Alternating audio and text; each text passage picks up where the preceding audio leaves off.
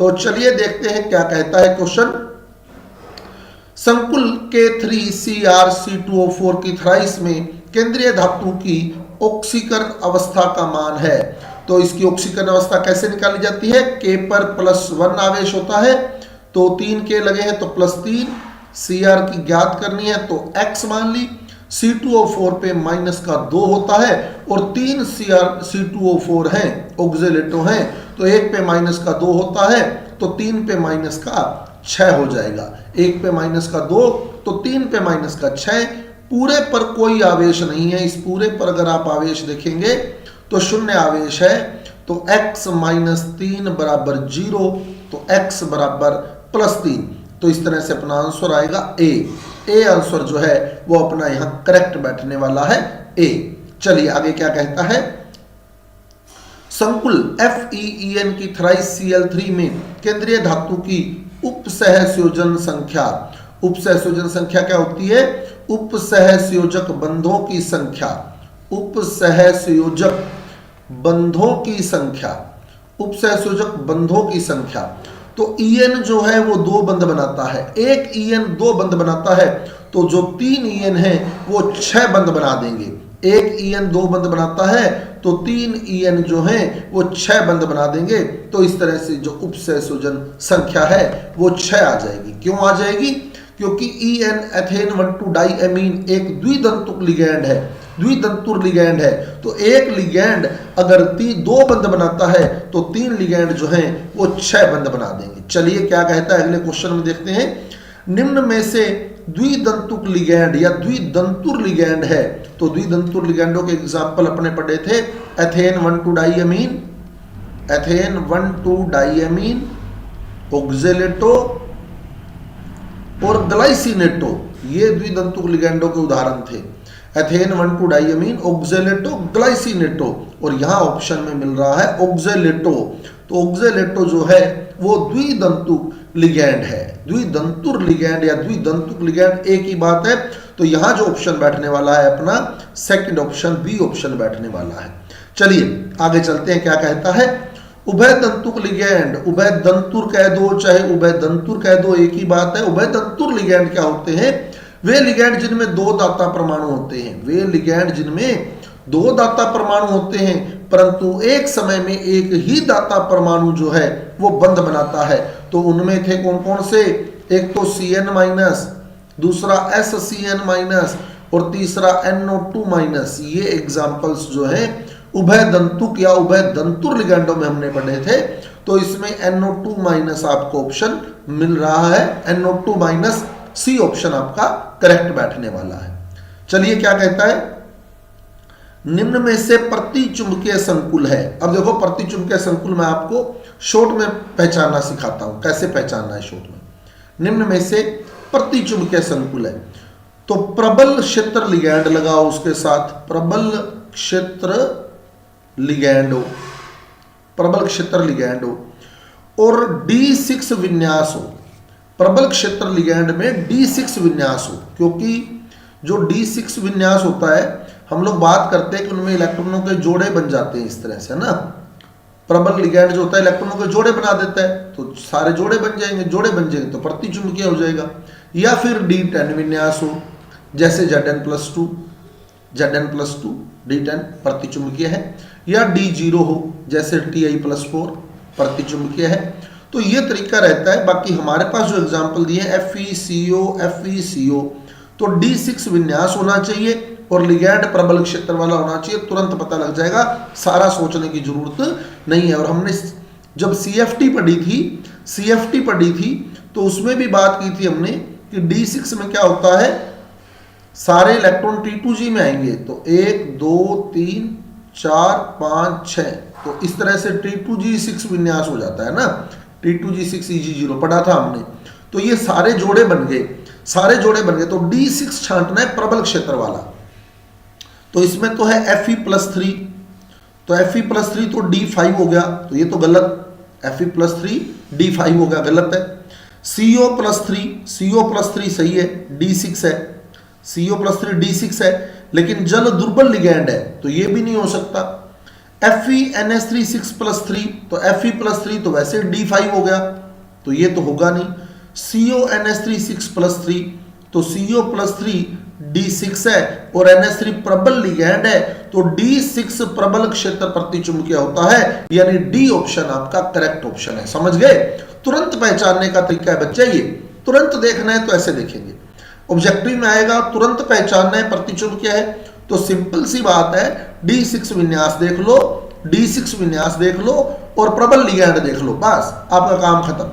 चलिए, प्रबल क्षेत्र लिगैंड की उपस्थिति में अष्टफलकीय संकुल का सही D5 विन्यास, D5 विन्यास कह रहा है, तो अष्टफलकीय संकुल जब बनता है तो विपाटन होता है T2G और EG में, पढ़ा था हमने।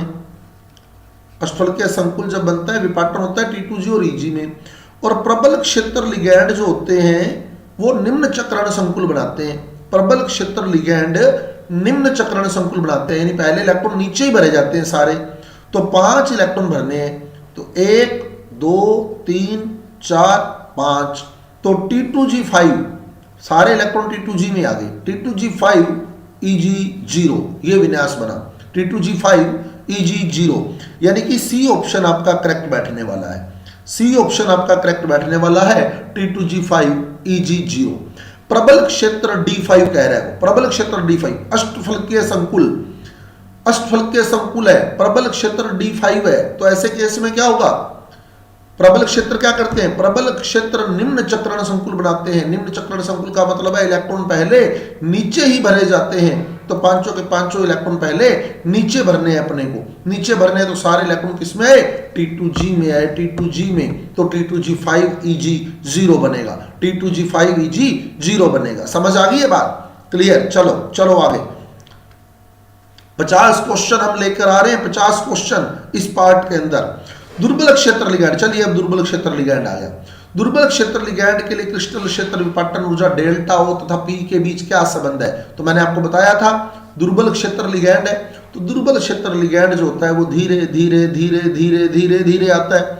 जब धीरे धीरे आता है तो वो धीरे से टक्कर करेगा, धीरे से टक्कर करेगा। मैंने आपको एग्जांपल भी दिया था कि जब आप कंचे खेलते थे, है ना, कंचे खेलते थे, कंचे खेले होंगे सभी ने, तो एक तो प्रबल क्षेत्र लिगैंड होता है जिसमें अपने जोर के मारते हैं कंचे पे, तो उस समय वो कंचा टूटता है, तो उसके टुकड़े दूर दूर जाते हैं, वो उसके टुकड़े दूर दूर जाते हैं, तो वो प्रबल क्षेत्र लिगैंड में टुकड़े दूर दूर हो जाते हैं। मतलब अगर प्रबल क्षेत्र लिगैंड आएगा ना, प्रबल क्षेत्र लिगैंड, तो ये टुकड़े दूर दूर बिखरेंगे ऐसे। तो प्रबल क्षेत्र लिगैंड में डेल्टा O का मान ज्यादा रहता है। दुर्बल क्षेत्र लिगैंड में कंचे को धीरे से चोट पहुंचाई जाती है, धीरे से चोट पहुंचाई जाएगी, वो टुकड़े पास पास ही बिखर जाते हैं। तो ऐसे केस में T2G और EG के बीच का जो गैप रहता है वो कम रहता है, बताया था आपको, तो यानी डेल्टा O कम रहता है P से। ये दुर्बल क्षेत्र लिगैंड की स्थिति है। दुर्बल क्षेत्र का मतलब क्या है, कंचे पे धीरे से चोट मारी है, दुर्बल क्षेत्र समझते हैं, दुर्बल मतलब कमजोर, तो वो धीरे से चोट मारेगा, धीरे से चोट मारेगा तो टुकड़े पास पास रहेंगे, डेल्टा O कम रहेगा, तो P बड़ा होगा डेल्टा O से, तो P बड़ा होगा डेल्टा O से, यानी सेकंड ऑप्शन आपका करेक्ट है। समझाया था आपको। चतुष्फलकीय संकुल सदैव उच्च चक्रण होते हैं, क्यों उच्च चक्रण ही क्यों होते हैं ये, क्योंकि डेल्टा T जो होता है वो डेल्टा O का 4/9 होता है, यानी डेल्टा T डेल्टा O का आधा होता है। तो डेल्टा T जब डेल्टा O का भी आधा होता है तो इसका मतलब डेल्टा T हमेशा कम रहेगा P से, इसलिए वो उच्च चक्रण होंगे। डेल्टा T डेल्टा O का आधा होता है तो मतलब डेल्टा T बहुत कम होता है, डेल्टा T कम होता है तो मतलब P बड़ा हो जाएगा डेल्टा T से, यानी सेकंड ऑप्शन आपका करेक्ट रहने वाला है, सेकंड ऑप्शन आपका करेक्ट रहने वाला है। चलिए, निम्न में से प्रतिचुंबकीय विन्यास है, तो अभी बताया था आपको, सोचने की जरूरत ही नहीं है। प्रबल क्षेत्र D6 सारे जोड़े बन जाते हैं, अभी बताया था। प्रबल क्षेत्र D6 अभी क्लियर किया था, तो सी ऑप्शन आपका करेक्ट बैठेगा, प्रबल क्षेत्र D6। तो इन क्वेश्चनों में सोचने की जरूरत नहीं है, अगर आपको चैप्टर क्लियर हो गया है तो एक एक वीडियो मैंने आपको पूरा एक्सप्लेन किया है। तो अगर आपने अभी तक वीडियो नहीं देखे हैं तो देख लें, कि बड़े काम के वीडियो आपके लिए वो रहने वाले हैं। चलिए, निम्न में से कौन सा विन्यास प्रबल और दुर्बल क्षेत्र लिगैंड की स्थिति में समान होता है, तो पहले तीन विन्यास और अंतिम तीन विन्यास समान होते हैं। पहले तीन विन्यास और अंतिम तीन विन्यास समान होते हैं। तो पहले तीन तो हो जाएंगे D1, D2, D3 और अंतिम तीन हो जाएंगे D8, D9, D10। अब सीधा याद रख लेना कि प्रबल क्षेत्र और दुर्बल क्षेत्र में पहले तीन विन्यास और अंतिम तीन विन्यास सेम होते हैं, यानी D1, D2, D3 और D8, D9, D10 सेम होते हैं, क्योंकि D1 बना था T2G1EG0 चाहे प्रबल लिगैंड हो चाहे दुर्बल, D2 बना था T2G2EG0 चाहे प्रबल लिगैंड हो चाहे दुर्बल, और D3 बना था T2G3EG0 चाहे प्रबल लिगैंड हो चाहे दुर्बल लिगैंड हो। D8 बना था T2G6EG2 चाहे कोई सा भी हो। D9 बना था T2G6EG3 चाहे प्रबल लिगैंड हो चाहे दुर्बल, और D10 बना था T2G6EG4 चाहे प्रबल लिगैंड हो चाहे दुर्बल लिगैंड हो। पहले तीन और अंतिम तीन विन्यास सेम रहते हैं, ध्यान रखिएगा। तो D1, D2, D3 ऑप्शन में नहीं है। लास्ट D8, D9, D10 तो D8 ऑप्शन में है, तो सोचने की जरूरत नहीं है, D8 सेम रहेगा प्रबल क्षेत्र और दुर्बल क्षेत्र की उपस्थिति में। चलिए अगला कहता है निम्न में से निम्न चक्रण संकुल है। निम्न चक्रण का मतलब जिसमें इलेक्ट्रॉन पहले नीचे भरे जाते हैं, तो प्रबल क्षेत्र लिगैंड लगा होना चाहिए। तो पहले तो दुर्बल वाले तो काट ही दो, जल वाले तो काट ही दो, ठीक है, जल तो दुर्बल लिगैंड है, खत्म कहानी उनकी। तो अब दो ऑप्शन बचे, CrNH3 6+3 और COCN6-3। तो CO वाला उत्तर आएगा, CO वाला उत्तर आएगा। CR वाला उत्तर क्यों नहीं आया बच्चे? देखो CR वाला उत्तर क्यों नहीं आया, उत्तर CO वाला ही क्यों आया? क्योंकि जो CR है ना, इसमें CR पे +3 आवेश है। CR पे +3 आवेश करेंगे तो वो विन्यास बनेगा 3D3। तो D3 विन्यास अभी हमने बात की, चाहे लिगैंड प्रबल हो चाहे दुर्बल हो सेम ही रहता है ना, क्योंकि इसमें विपाटन ही होगा T2G और EG में। तो जब आप 3 इलेक्ट्रॉन भरोगे तो वो तीनों के तीनों T2G में ही जाएंगे, तीनों के तीनों, चाहे लिगैंड प्रबल है चाहे दुर्बल है। तो वहां तो हम बता ही नहीं सकते निम्न चक्रण है कि उच्च चक्रण है, इसलिए ए ऑप्शन नहीं आया, क्योंकि इसमें विन्यास D3 है और D3 प्रबल और दुर्बल में सेम होता है। बात अलग होती है D4, D5, D6 और D7 में, क्योंकि पहले तीन और अंतिम तीन तो सेम ही होते हैं। तो D4, D5, D6 और D7 में कहानी अलग अलग होती है। तो इसमें अगर प्रबल लिगैंड है तो निम्न चक्रण, समझ गए? तो COCN6-3 में D6 विन्यास है, तो ये बन गया निम्न चक्रण संकुल। समझ गए? CR क्यों नहीं लिया? क्लियर हो गया? CR क्यों नहीं लिया? क्योंकि CR में विन्यास D3 है, तो वो प्रबल और दुर्बल के केस में सेम रहने वाला है। क्लियर? चलिए आगे चलते हैं। बाह्य कक्षक संकुल है, निम्न में से बाह्य कक्षक संकुल है मतलब दुर्बल लिगैंड वाला। बाह्य कक्षक संकुल, आंतरिक कक्षक संकुल प्रबल लिगैंड वाले होते हैं, बाह्य कक्षक संकुल दुर्बल लिगैंड वाले होते हैं। समझाई हुई आपको सारी कहानी। तो दुर्बल लिगैंड वाला संकुल देखो, तो प्रबल वाला तो पहले ही कट कर दो, ठीक है, प्रबल वाले तो कट ही कर दो। बच्चे दुर्बल वाले देखो, CR वाला कट कर दो। CR वाला क्यों कट कर दिया? क्योंकि CR में 3 इलेक्ट्रॉन है, CR में D3 3 इलेक्ट्रॉन है, ये 3D है, 3 इलेक्ट्रॉन है, तो 1 2 3 इलेक्ट्रॉन यहां पूरे हो गए। तो इसमें तो 3D के बाद 4s आना है ना, तो इसमें तो D अंदर वाले यूज हो गए, 3D यूज हो गए, तो आंतरिक कक्षक संकुल बन गया। हालांकि लिगैंड इसमें दुर्बल था, CrH2O का केस देखिए तो लिगैंड दुर्बल था, लेकिन विन्यास D3 था, तो हम 3 इलेक्ट्रॉन भरेंगे D में, तो D अंदर वाले खाली बच गए, तो ये तो आंतरिक कक्षक संकुल बन जाएगा। जबकि FeH2O 6+3 में D में 5 इलेक्ट्रॉन है, तो जब D में आप 5 भरेंगे, 1 2 3 4 5, फिर आपको 4s 4p और 4d लेना पड़ेगा, इसलिए ये बाह्य कक्षक संकुल बनेगा। 4d लेना पड़ेगा, तो 5 ही लेने D में, 5 लेने कक्षक, तो इसलिए ये बाह्य कक्षक संकुल, बाह्य D यूज होंगे। और CR में आंतरिक D क्यों यूज हुए? क्योंकि CR में D3 विन्यास था। समझ आ गई है बात? CR में D3 विन्यास था, तो D में 3 इलेक्ट्रॉन भरोगे, तो कॉमन सी बात है, दो तो अंदर वाले डी बच गए, वही संकरण में जाएंगे। तो ये तो D3 विन्यास है, इसलिए आंतरिक कक्षक संकुल ही रहा। हमें बाह्य छांटना था तो Fe वाला छांटेगा। बाह्य कक्षक संकुल दुर्बल लिगैंड के साथ छांटते हैं। क्लियर? कोई डाउट रहे तो आप कंसल्ट कर सकते हैं। चलिए आगे चलते हैं। आगे चलते क्या कहता है, निम्न में से कौन सा आयन रंगीन नहीं होगा? जो रंगीन नहीं होगा तो Zn+2, सिंपल सा आंसर है यार, Zn+2 D10 विन्यास है। D10 में सभी इलेक्ट्रॉन जोड़े में है, युग्मन है, सभी इलेक्ट्रॉन के जोड़े बने हुए हैं, युग्मित इलेक्ट्रॉन है। युग्मित इलेक्ट्रॉन वाले रंगहीन होते हैं, रंगहीन होते हैं, तो Zn+2 रंगहीन हो जाएगा, बाकी सारे रंगीन बनेंगे। चलिए चलिए चलिए, क्लियर? निम्न में से एक उदासीन द्वितंतुक लिगैंड है। तो द्वितंतुक लिगैंड की हमने पहले भी बात की, तो हमने जो उदाहरण पढ़े, एक तो ग्लाइसिनेटो, एक ऑक्जेलेटो और एक एथेन 1,2 डाइएमीन। Ethane 1,2 diamine. अब बच्चे एक बात ध्यान रखना, जिसके लास्ट में ये टो आ जाए ना, या ओ की आवाज आ जाए, जैसे क्लोरिडो, ठीक है, क्लोरिडो आ गया, ऑक्जेलेटो, ग्लाइसिनेटो, एथेन 1,2 डाइएमीन टेट्राएसीटेटो, है ना, ओ की आवाज आ जाए जिसके लास्ट में, वो हमेशा माइनस आवेश वाले होंगे। जिसके लास्ट में ओ की आवाज आ रही है, जिसके लास्ट में ओ की आवाज नहीं आ रही, वो उदासीन होगा। ठीक है, जैसे H2O उदासीन होता है, एक्वा, ओ की आवाज नहीं आएगी। NH3 उदासीन है, एमीन, ओ की आवाज नहीं आएगी।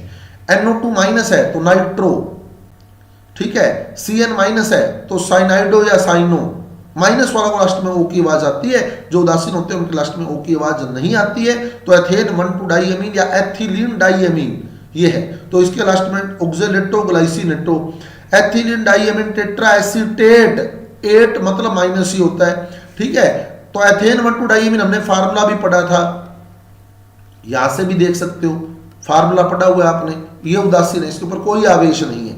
तो एथेन 1,2 डाइएमीन जो है वो करेक्ट आंसर है। समझ आ गई बात? सी ऑप्शन करेक्ट है, सी।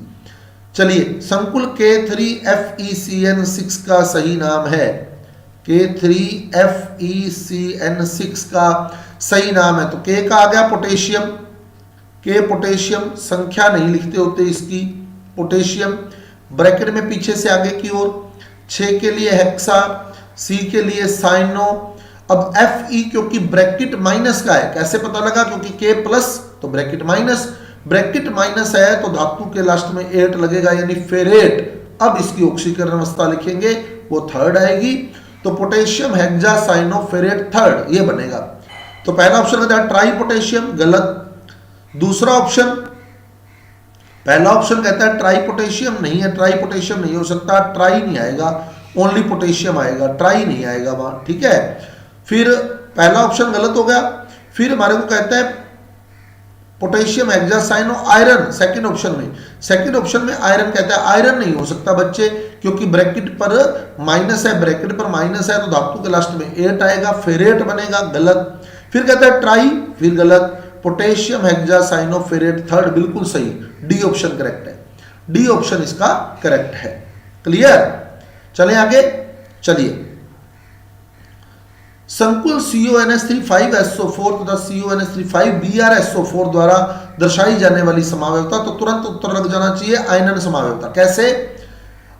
एक संकुल का प्रत्यायन दूसरे में अगर लिगैंड चल जाए, लिगैंड बन जाए, मतलब Br पहले बाहर था, दूसरे में Br अंदर हो गया, बिल्कुल देख लो, Br अंदर हो गया, तो एक संकुल का जो प्रत्यायन था दूसरे में लिगैंड बन गया, और इसमें जो लिगैंड था वो दूसरे में प्रत्यायन बन गया, मतलब अंदर वाला बाहर, बाहर वाला अंदर हो जाए तो आयनन समावयवता होती है। बस, दैट्स ऑल, कहानी खत्म।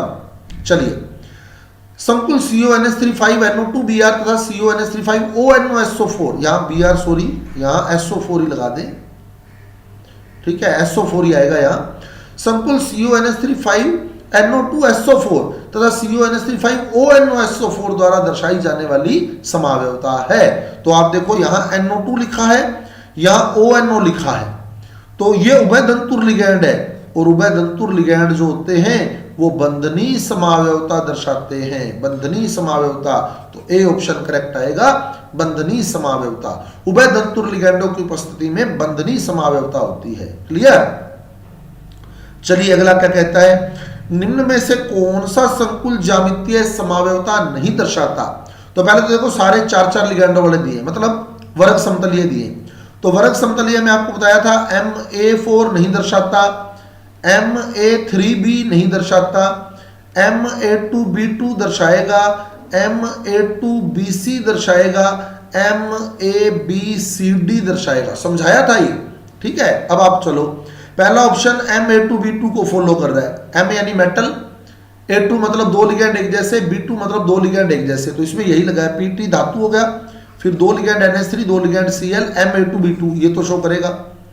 फिर PTM हो गया, 2 NH3 जुड़े मतलब A2, फिर एक Br एक Cl मतलब BC, MA2BC ये भी शो करेगा। फिर MABCD ये शो करेगा। M यानी धातु, चारों लिगैंड अलग अलग, ABCD करेगा शो। अगला देखो PTNH3 की थ्राइस Br, PTNH3 की थ्राइस Br मतलब क्या बना, PT हो गया M, NH3 की थ्राइस मतलब A3, Br मतलब B, तो MA3B ये शो नहीं करता। ये बहुत बढ़िया तरीके से आपको ऑप्शन करेक्ट आएगा, पढ़ा हुआ है हमने सारा। MABCD में 3 समावयवी बनते हैं। अगर आपने पिछले वाले वीडियो नहीं देखे ना, तो वो वीडियो देखे चैप्टर के, आपको बहुत बढ़िया तरीके से ये कहानी समझ आएगी। तो डी ऑप्शन बिल्कुल करेक्ट है यहाँ। चलिए अगले क्वेश्चन पर मूव करते हैं।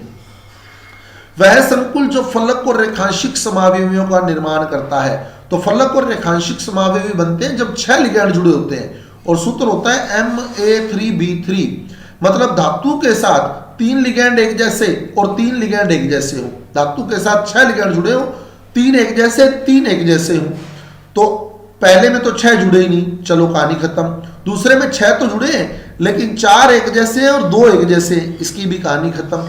तीसरे में 6 जुड़े हैं, 3 एक जैसे हैं, 3 एक जैसे हैं, तो बिल्कुल यही सही है, यही सही है। 6 लिगैंड जुड़े हो, 3 एक जैसे हो, 3 एक जैसे हो, वही उत्तर सही होता है। तो सी ऑप्शन करेक्ट है, ठीक है। चलो आगे चलते, क्या कहता है, निम्न में से प्रकाशिक समावयवता दर्शाने वाला संकुल है। तो प्रकाशिक समावयवता जो दर्शाता है, एक तो धातु के साथ हमने तीनों द्विदंतुक लिगैंड लगाए थे, वो दर्शाएगा। दूसरा, धातु के साथ 2 द्विदंतुक लिगैंड थे और 2 एकदंतुक लिगैंड थे, और इसका केवल समकक्ष रूप प्रकाशिक समावयवता दर्शाता है। 2 ही प्रकाशिक समावयवता दर्शाते हैं, एक तो ये और एक इसका समकक्ष रूप। अब ऑप्शन देख लेते हैं। COEN की थ्राइस डायरेक्ट दिया है तो बिल्कुल सही है, ये दर्शाएगा। चलो सी ऑप्शन करेक्ट हो गया। अब कहते हैं CONH3 जलीय विलयन में कुल कितने मोल आयन देगा। तो CONH3 को जब हम जल में घोलेंगे तो बड़ा ब्रैकेट टूटता नहीं होता बच्चे, तो एक आयन तो बड़ा ब्रैकेट ही बन जाएगा। जल में बड़ा ब्रैकेट नहीं टूटता, पहले लेक्चर में आपको समझाया था, पहले लेक्चर में आपको यही बात समझाई थी। तो एक तो बड़ा ब्रैकेट ही हो जाएगा, ठीक है, और 3 Cl हो जाएंगे, 3 Cl माइनस, बाहर वाले तो 3 आयन ये हो गए और एक आयन बड़ा ब्रैकेट हो गया, मतलब 4 मोल आयन यहां बनने वाले हैं, 4 मोल आयन यहां बनने वाले हैं। डी ऑप्शन करेक्ट है। एक आयन तो बड़े ब्रैकेट वाला निकल जाएगा और 3 आयन Cl वाले निकल जाएंगे, तो मतलब कुल 4 आयन यहां बनेंगे, 4 मोल आयन बनेंगे। डी ऑप्शन करेक्ट बैठेगा। पहले लेक्चर में हमने यही बात की थी। चलिए अगले क्वेश्चन पर। दुर्बल क्षेत्र लिगैंड की उपस्थिति में सही D5 विन्यास है। तो दुर्बल क्षेत्र में 5 इलेक्ट्रॉन कैसे भरते हैं अपने, दुर्बल क्षेत्र में 5 इलेक्ट्रॉन कैसे भरते हैं, तो T2G और EG में तोड़ लो इसको, 5 इलेक्ट्रॉन भरोगे तो 1 2 3 4 5 ऐसे भरते हैं दुर्बल में, क्योंकि डेल्टा कम होता है, इलेक्ट्रॉन ऊपर जाएगा।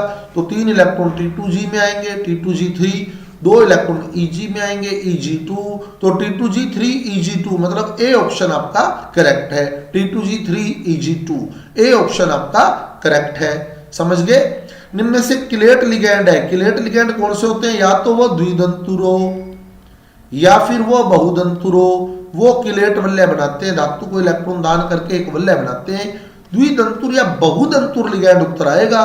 तो ऑक्जेलेटो द्विदंतुर लिगैंड दिया है, तो यही आपका आंसर है ऑक्जेलेटो। ऑक्जेलेटो, क्योंकि ऑक्जेलेटो एक द्विदंतुर लिगैंड है। क्लियर, समझ आ गई है बात। क्लोरोफिल, आगे प्रश्न देखो क्लोरोफिल वाला। क्लोरोफिल वर्णक में प्रयुक्त धातु है, तो क्लोरोफिल में मैग्नीशियम होता है, हीमोग्लोबिन में आयरन होता है, विटामिन B12 में कोबाल्ट होता है। तो क्लोरोफिल मैग्नीशियम का संकुल है, डी ऑप्शन आपका करेक्ट बैठेगा।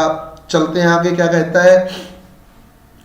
ट्यूमर वृद्धि को प्रभावी ढंग से रोकने के लिए किस धातु के संकुल का उपयोग किया जाता है। तो लास्ट पैराग्राफ अनुप्रयोग में जो लास्ट पैराग्राफ हमने पढ़ा था, वहां पढ़ा था ट्यूमर वृद्धि को रोकने के लिए सिसप्लेटिन, समपक्ष प्लेटिन, प्लेटिनम के संकुल का उपयोग किया जाता है, PT, और सूत्र था उसका PTNS3 की ट्वाइस Cl2। इसका समपक्ष रूप जो है वो ट्यूमर वृद्धि को रोकता है। पढ़ी थी ये बात हमने, सी ऑप्शन करेक्ट है।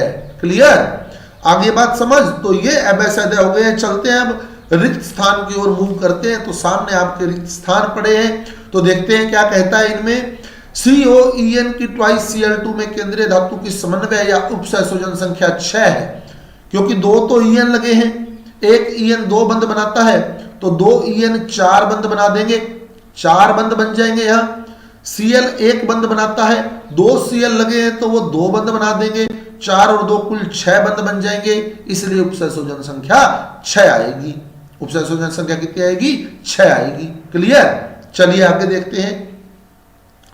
संकुल यौगिक K3FeC2O4 की थ्राइस में केंद्रीय धातु की ऑक्सीकरण अवस्था x मान के सोल्व कर लोगे, x मान के सोल्व करोगे तो +3 आएगी। यहाँ +3 समझाया हुआ आपको, इसी लेक्चर के अंदर स्टार्टिंग में भी समझाया है। K3FeCN6 जलीय विलयन में डॉट डॉट डॉट मोल आयन देगा, तो 4 मोल आयन देगा। कैसे? K3FeCN6 ये दिया है आपको, K3FeCN6, तो एक तो बड़ा ब्रैकेट ही हो जाएगा और 3 K हो जाएंगे, तो टोटल 4 आयन बनेंगे, 4 मोल आयन देगा ये। फिर एथेन 1,2 डाइअमीन एक डॉट डॉट डॉट लिगैंड है, तो एथेन 1,2 डाइअमीन एक द्विदंतुर लिगैंड है। PTNS3H2OBrCl संकुल के ज्यामितीय समावयवों की संख्या 3 होती है। 3 समावयवी बनाए थे हमने, इसके याद होगा आपको, 3 बनाए थे। एक बार NH3 के विपक्ष में H2O लगाएंगे, एक बार NH3 के विपक्ष में Br लगेगा, एक बार NH3 के विपक्ष में Cl आएगा, तो 3 बन सकते हैं। एक बार NH3 के विपक्ष में H2O लगाएंगे, एक बार NH3 के विपक्ष में Br लगा सकते हैं, एक बार NH3 के विपक्ष में Cl लगा सकते हैं। तो 3 ज्यामितीय समावयवी यहां बनते हैं।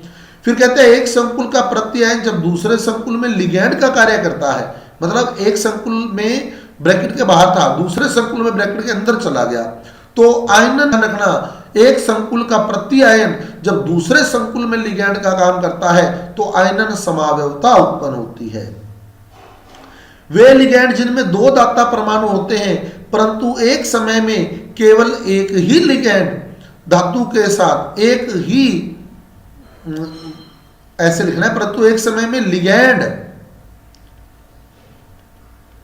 धातु के साथ केवल एक ही उपसंयोजक बंध बनाता है। दाता परमाणु तो कितने हैं? 2, परंतु लिगैंड जो है वो धातु के साथ एक ही उपसंयोजक बंध बना रहा है, तो ऐसे लिगैंड जो होते हैं वो उभयदंतुर लिगैंड कहलाते हैं, जिनमें दाता परमाणु तो 2 होते हैं परंतु उपसंयोजक बंध एक ही बनता है, तो उसे उभयदंतुर लिगैंड कहते हैं। संकुल यौगिक के कारण रंगीन दिखाई देते हैं, तो संकुल यौगिक DD संक्रमण के कारण रंगीन दिखाई देते हैं। पढ़ा था हमने DD संक्रमण, तो संकुल यौगिक DD संक्रमण के कारण रंगीन दिखाई देते हैं। COEN की थ्राइस +3 डॉट डॉट डॉट समावयवता दर्शाता है, तो अभी बताया था आपको प्रकाशिक समावयवता दर्शाता है। COEN की थ्राइस +3 प्रकाशिक समावयवता दर्शाता है। फिर COEN की ट्वाइस Cl2 संकुल का डॉट डॉट डॉट ज्यामितीय समावयव ही प्रकाशिक समावयवता दर्शाता है, तो ये भी आपको बताया था कि इसका केवल समपक्ष ज्यामितीय समावयव ही प्रकाशिक समावयवता दर्शाता है, ये बात हमने पढ़ी थी। ठीक है, तो ये लो, ये स्थान आपके क्लियर हो गए हैं। चलते हैं आगे, मूव करते हैं। प्रश्न दिए हुए हैं हमारे को, क्या कहता है प्रश्नों में? संकुल COEN की थ्राइस Cl3 में केंद्रीय परमाणु की ऑक्सीकरण संख्या x मान के सोल्व करोगे तो +3 आएगी, जिसको हमने प्राथमिक संयोजकता भी बोला था वर्नर सिद्धांत में, प्राथमिक संयोजकता भी कह सकता है, यहां ध्यान रखिएगा। तथा उपसहसंयोजन संख्या, अब EN द्वितंतुर लिगैंड है, एक लिगैंड 2 बंध बनाता है तो 3 लिगैंड जो है वो 6 बंध बना देंगे, तो उपसहसंयोजन संख्या का मान 6 आएगा। ये द्वितीयक संयोजकता है वर्नर सिद्धांत के अनुसार। तो ऑक्सीकरण संख्या बराबर +3, उपसहसंयोजन संख्या बराबर 6। क्लियर? फिर कहता है उभय दंतुक लिगैंड का एक उदाहरण लिखिए। तो उभय दंतुक लिगैंड में NO2- लिख सकते हो आप, CN- लिख सकते हो आप, SCN- लिख सकते हो, जो भी लिखें चल जाएगा। द्विलवण, द्विक लवण, जिसको हमने शुरू में पढ़ा था, द्विलवण या द्विक लवण, जालक यौगिक भी बोलते हैं बच्चे, इसको ध्यान रखिएगा। द्विक लवण भी बोलते हैं और जालक यौगिक भी बोलते हैं इसको, जालक यौगिक। तो पोटाश एलम, फिटकरी बोल सकते हो आप, फिटकरी। ठीक है, आप मोहर लवण बोल सकते हो, मोहर लवण या मोर लवण, FAS, ferrous ammonium sulphate. Carnallite बोल सकते हो आप। 3 एग्जांपल ध्यान रखना इंपॉर्टेंट, ये आपके प्रैक्टिकल में भी यूज होएगा। ये द्विलवण या द्विक लवण का उदाहरण मोहर लवण या मोर लवण, मोर लवण भी लिख दो तो भी चलेगा। ठीक है, सूत्र आपको कराए हुए हैं। चलिए आगे क्या कहता है देखते हैं अगले प्रश्न पर। पोटेशियम टेट्रासाइनोनिकलेट सेकंड, पोटेशियम टेट्रासाइनोनिकलेट सेकंड उपसहसंयोजक यौगिक का सूत्र लिखिए। तो पोटेशियम टेट्रासाइनोनिकलेट सेकंड, इसका समझाया था आपको लिखने का तरीका, मैं एक बार फिर क्लियर कर देता हूं। पूरा सूत्र कैसे बनता है समझ लेना फिर, क्योंकि एक बच्चे ने, आपको ध्यान हो जब मैं लेक्चर करवा रहा था लाइव सेशन में, तब उसने कमेंट भी किया था कि सर नामकरण वापिस समझा दो, है ना। तो अब वापिस देख लेना। पोटेशियम मतलब K+, पोटेशियम का मतलब क्या है? K+, ये ब्रैकेट है, ब्रैकेट में पीछे से आगे चलना है। ठीक है, निकलेट मतलब Na, साइनो मतलब Cn, टेट्रा मतलब 4, ब्रैकेट बंद कर दो। पोटेशियम यानी K+, फिर ब्रैकेट में पीछे से आगे, निकलेट मतलब Na, साइनो मतलब Cn, टेट्रा मतलब 4। अब उसने कहा निकलेट सेकंड मतलब Na+2, Na पे +2, Cn पे होता है -1, 4 Cn लगे तो -4, +2 और -4 को हल करेंगे तो -2 बचेगा, वही ब्रैकेट पे आएगा। क्योंकि Na पे +2 है, Cn पे -4 है, +2 और -4 जब इकट्ठे हो गए तो फिर -2 बचेगा। तो पोटेशियम K+ और ब्रैकेट हो गया NiCN4 -2। अब इसका आवेश इसके पैर में और इसका आवेश इसके पैर में लिख देना है। तो इसके ऊपर तो 2 है, वो K के पैर में आ जाएगा। ठीक है, ब्रैकेट के ऊपर तो 2 है, वो तो आ गया K के पैर में, तो बन गया K2, और K के ऊपर 1 था, वो चला गया ब्रैकेट के पैर में, तो 1 तो 1 ही है, तो K2 NiCN4 फार्मूला बन गया, K2 NiCN4। चलो अगला देखो क्या कहता है। प्रबल क्षेत्र व दुर्बल क्षेत्र लिगैंड की उपस्थिति में धातु आयन का D6 विन्यास लिखिए। D6 विन्यास लिखना है। तो D6 में प्रबल क्षेत्र में तो T2G6, प्रबल में तो, दुर्बल में क्या बनेगा? दुर्बल में बनेगा T2G4 Eg2, T2G4 Eg2, T2G4 Eg2। कैसे? दुर्बल में जब आप इलेक्ट्रॉन भरोगे तो 1 2 3 4 5 6, तो 4 इलेक्ट्रॉन T2G में आएंगे, 2 इलेक्ट्रॉन Eg में आएंगे, तो T2G4 Eg2 बनेगा। चलिए अगला प्रश्न। चतुष्फलक के संकुल सदैव उच्चक्रन ही होते हैं, क्यों? बताया था आपको, डेल्टा T जो होता है वो डेल्टा O का ऑलमोस्ट 4/9 होता है, इसलिए डेल्टा T हमेशा ही युग्मन ऊर्जा से कम रहेगा, अतः चतुष्फलक के संकुल सदैव उच्चक्रन होंगे। अगला कहता है COEN की थ्राइस Cl3 संकुल का आयुपेशी नाम लिखो। तो पहले ब्रैकेट है, तो पहले ब्रैकेट का नाम लिखना है। EN होता है एथेन 1,2 डाइअमीन, लिगैंड के नाम में डाई आ गया तो 3 के लिए ट्रिस लगाएंगे, ट्रिस एथेन 1,2 डाइअमीन, ट्रिस एथेन 1,2 डाइअमीन। और क्योंकि ब्रैकेट प्लस है ब्रैकेट प्लस है तो CO को कोबाल्ट ही लिखेंगे, तो ये बनेगा ट्रिस, ब्रैकेट में आ जाएगा एथेन 1,2 डाइएमीन, लिगैंड को ब्रैकेट में। अब धातु है कोबाल्ट, तो कोबाल्ट का कोबाल्ट ही आ गया। अब ब्रैकेट में कोबाल्ट की ऑक्सीजन अवस्था सोल्व करोगे तो +3 आएगी, थर्ड लगा दिया। अब ब्रैकेट के बाहर Cl है, जब Cl ब्रैकेट के बाहर है तो उसको क्लोराइड लिखते हैं, तो ये बन गया tris ethane 1,2 diamine cobalt third chloride, tris ethane 1,2 diamine cobalt third chloride, तो ये इसका IUPAC नाम बन जाएगा। चलिए आगे देखते हैं क्या कहता है। तो NiCl4-2 आयन अणुचुंबकीय है, VBT कर दोगे, Ni+2 करोगे, Ni+2, ठीक है। तो Ni+2 कैसे करोगे, Ni+2 क्योंकि दिया था उसने NiCl4-2, तो इसमें Ni पे आवेश निकालोगे तो +2, Ni+2 हो गया 3d8, 3d8, 3d में 8 इलेक्ट्रॉन है, 1 2 3 4 5 6 7 8, ठीक है। और Cl दुर्बल लिगैंड है तो जोड़े बनेंगे नहीं।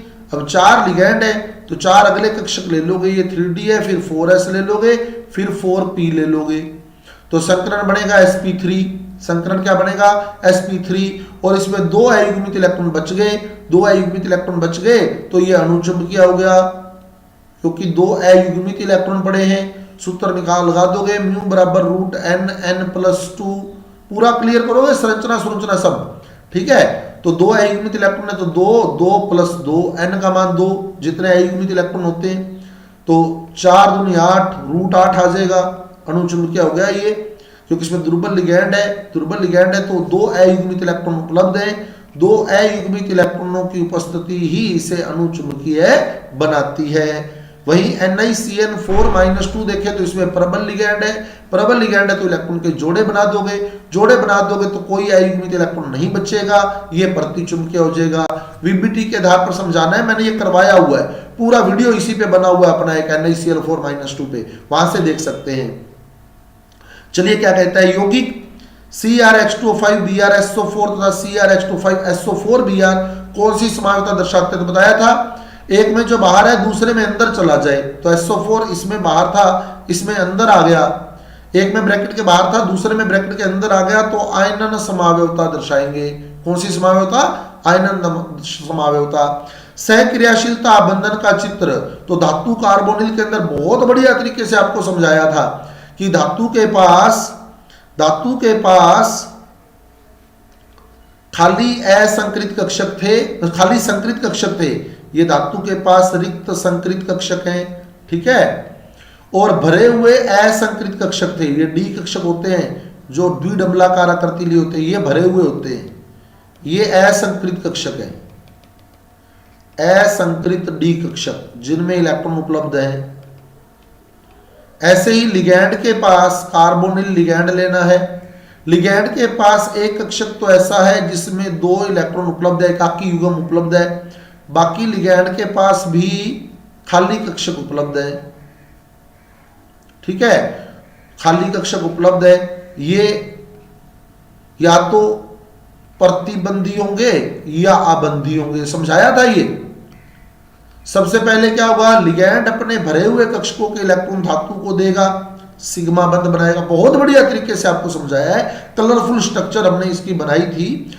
और फिर धातु जो है वो अपने असंकृत कक्षकों के इलेक्ट्रॉन लिगैंड के रिक्त आबंधी या प्रतिबंधी में देकर पाई बंध बनाएगा, ये सहक्रियाशीलता आबंधन का चित्र हो गया है।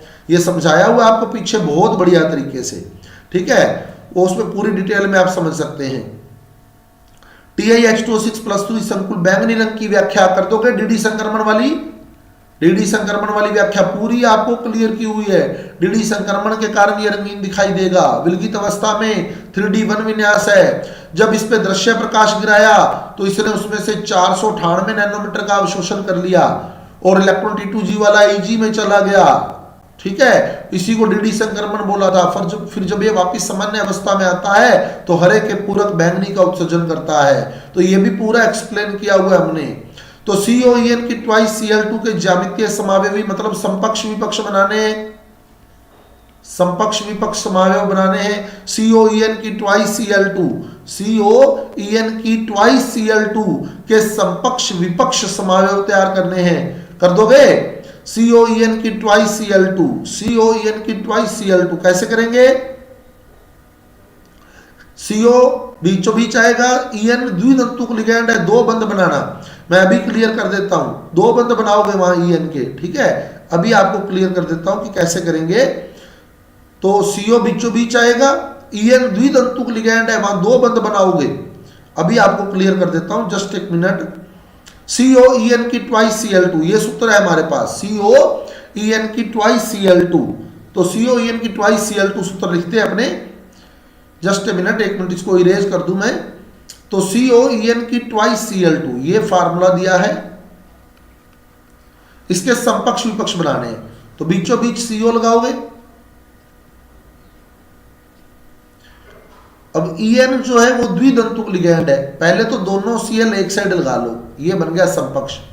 अब EN द्वितंतुक लिगैंड है, दो बंध बनाएगा, तो दो बंधों से एक EN जोड़ दो, इधर भी दो बंधों से एक EN जोड़ दो, ये लो बन गया समपक्ष बन गया। विपक्ष बनाना है तो CO, एक Cl यहां लगा दो, एक Cl यहां लगा दो, ये विपक्ष बन गया। अब EN द्वितंतुक लिगैंड है, दो बंध बनाएगा, तो इधर दो बंध बना दो, ये लो ये विपक्ष बन गया। ये कहानी खत्म। चलो आगे क्या कहता है, आगे देखते हैं क्या कहता है, अगला क्वेश्चन देखते हैं। संकुल धनायन और संकुल ऋणायनों में लिगैंडों के आदान प्रदान से कौन सी समावयवता उत्पन्न होती है? समन्वयी समावयवता या उपसहसंयोजन समावयवता उत्पन्न होती है। उपसहसंयोजन समावयवता। उभयदंतुक लिगैंड कौन सी समावयवता उत्पन्न करते हैं? उभयदंतुक लिगैंड जो होते हैं बंधनी समावयवता उत्पन्न करते हैं, बंधनी समावयवता उत्पन्न करते हैं उभयदंतुक लिगैंड। CONH3 की थ्राइस Cl3 के फलक तथा रेखांशिक समावयवी बनाइए। तो ये भी इंपॉर्टेंट क्वेश्चन है, ये पेपर में आता है। CONH3 की थ्राइस Cl3 के फलक तथा रेखांशिक समावयवी बनाइए। तो वो भी आपको बता देता हूं कैसे बनाओगे, वो भी बता देता हूं, क्लियर कर देता हूं कैसे बनाओगे। CONH3 की थ्राइस Cl3, अब हमारे पास जो सूत्र है मैं पहले वो सूत्र लिख रहा हूं। CONH3 की थ्राइस Cl3, CONH3 की थ्राइस Cl3, इसके फलक और रेखांशिक समावयवी बनाने हैं। तो बीचों बीच लगाओगे CO, 6 बंध बना रहे, 3 NH3 जुड़े हैं और 3 Cl जुड़े हैं।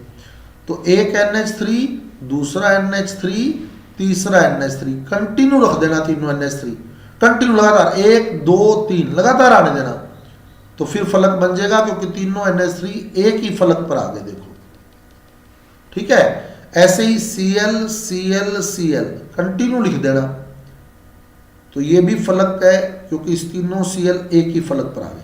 ये फलक दिखानी हो दिखा देना, नहीं दिखानी हो मत दिखाना। दिखाओगे तो बड़े आराम से NH3 NH3 NH3 वाले कोने जोड़ लेना, फलक बन जाएगी। ठीक है, रेखांशिक बनाना है, ये तो हो गया फलक।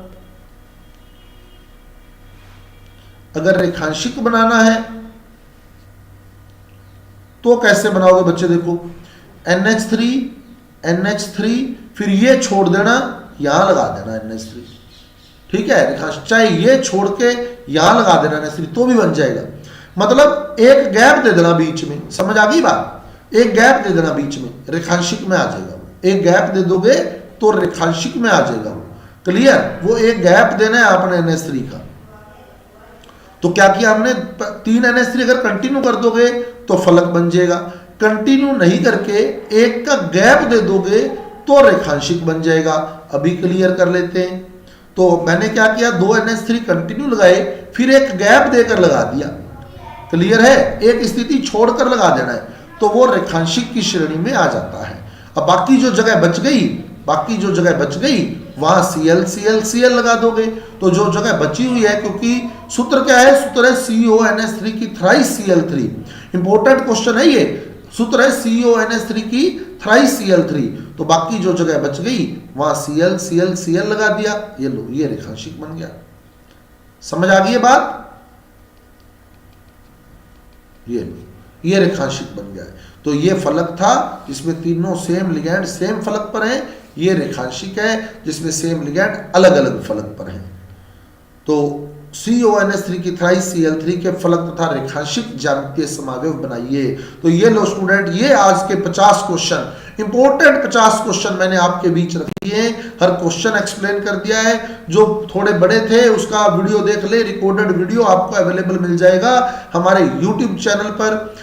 अदरवाइज प्ले लिस्ट में जाकर, डिस्क्रिप्शन बॉक्स में जाकर आपको प्ले लिस्ट का लिंक भी उपलब्ध करवाया गया है। वहां से आप उस लिंक के माध्यम से भी हमारे जो लाइव सेशन है उनसे जुड़ सकते हैं और वहां आपको ये सारे लेक्चर जो है मिल जाएंगे, बहुत बढ़िया तरीके से एक्सप्लेन किए हुए।